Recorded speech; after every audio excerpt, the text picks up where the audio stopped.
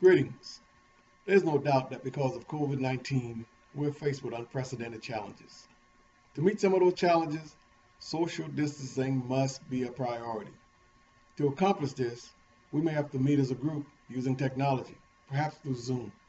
As we prepare for the upcoming fall classification meetings, I'm sending the information presented by the League office ahead of time for your review. I intend to address the Constitution and bylaw changes that were approved for the 2020-2021 school year, along with some other league matters and updates. Please review this information and prepare questions and/or discussions for the classification meeting. With that in mind, I'll begin. I'll begin by first addressing the Constitution amendments that were approved. Article 5, Membership, Section 1A and B, who may join. The change in this article and section addresses how charter and private schools are recognized as member schools of the League. In particular, the change spells out the attendance area of the member charter and/or private schools.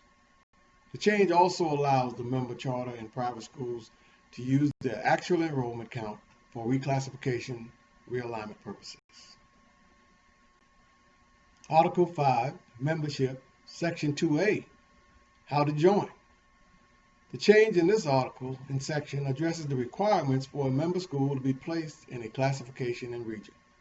The requirements include that the school must offer and field at least one male and one female varsity team for each sports season. In other words, in the fall, in the winter, and the spring. Schools not meeting this requirement will be fined up to $5,000 per sports season. Of course, at-large schools or at-large member schools do not have to meet these requirements. Article 6, Administration, Section 1C, Officers and Executive Committee. The change in this article and section addresses the Vice President position and his or her opportunity to ascend into the President's position. While the Vice President is elected by and is a member of that classification, he or she may ascend to the President's position without being a member of that classification. Since the League reclassifies and realigns every 2 years, and the Vice President's and President's positions are 2-year terms, the Vice President could possibly change classification during a classification realignment or reclassification period. Change this allows the Vice President to ascend into the President's position. That concludes all amended changes to the Constitution. I'll now address the bylaw changes that were approved. Article 3, Student Eligibility, Section 10, Transfers. The change in this article and section addresses student transfer, in particular, eligibility at the sub-varsity level. The change dictates that a transfer student is eligible at all levels or not at all. Article 3, Student Eligibility, Section 10D, Transfers. The change in this article and section addresses student transfers, in particular, the eligibility as an entering 9th grader. The change dictates that the transfer student and his or her parents must live in the district or during the previous school year went to a feeder school in the district. Article 3, Student Eligibility, Section 10M, Transfers. The change in this article and section addresses student transfers, in particular, eligibility within a multi-school district. The change dictates that a transfer student may be eligible at another school within the district if both schools are under the governing of the same superintendent. Article 6, League Income, Section 1B, Gate Receipts. The change in this article and section addresses the League's income, in particular, jamborees and the League's share. The change allows schools to keep all the proceeds from jamboree gate receipts. That concludes our Constitution and bylaw changes. Please review them and prepare any questions you may have. I will gladly answer them and or discuss further at the classification meetings in September. I will now address some other league matters and updates. SCHSL Executive Committee Priorities. The Executive Committee approved the following two priorities for the 2020-2021 school year. First, research more equitable ways for reclassification realignment of member schools to include factors other than enrollment size. Second, research and implement more opportunities for promoting and publicizing the play of the league's female sports. As we prepare to address these priorities, some representatives from the member schools may be asked to serve on task force committees to help address them.